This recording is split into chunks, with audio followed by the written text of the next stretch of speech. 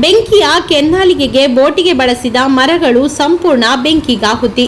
ಉಡುಪಿ ಜಿಲ್ಲೆಯ ಬೈಂದೂರು ವಿಧಾನಸಭಾ ಕ್ಷೇತ್ರದ ಕುಂದಾಪುರ ತಾಲೂಕಿನ ಗುಜ್ಜಾಡಿ ಗ್ರಾಮದ ಬೆಣ್ಣೆಗೇರಿ ಭಾಗದ ಸಮೀಪದಲ್ಲಿರುವ ಶಾಂತರಾಜ್ ಮೇಸ್ತಾ ಎಂಬವರ ಮನೆ ಪಕ್ಕದಲ್ಲಿ ಕಸ ಕಡ್ಡಿಗಳನ್ನು ಒಟ್ಟುಗೂಡಿ ಬೆಂಕಿ ಹಾಕಲಾಗಿತ್ತು.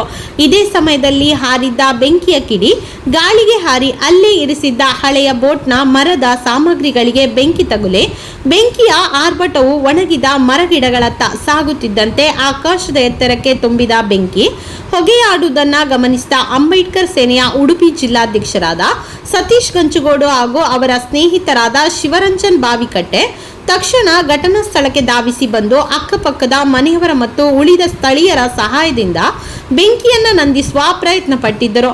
ನಂತರ ಪರಿಸ್ಥಿತಿ ಕೈಮೀರುತ್ತಿರುವುದನ್ನು ಗಮನಿಸಿ ಅಗ್ನಿಶಾಮಕ ದಳಕ್ಕೆ ಕರೆ ಮಾಡಿ ಮುಂಜಾಗ್ರತಾ ಕ್ರಮವನ್ನು ವಹಿಸಿರುತ್ತಾರೆ.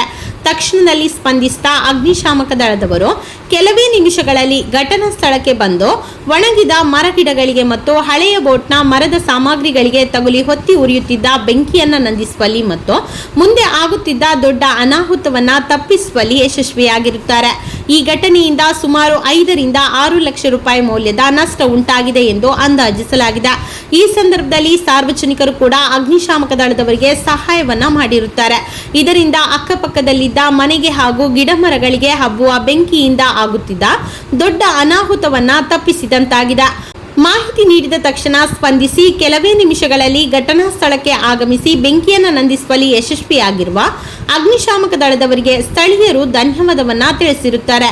Gopal Kavaradi, coastal news, Kundapura.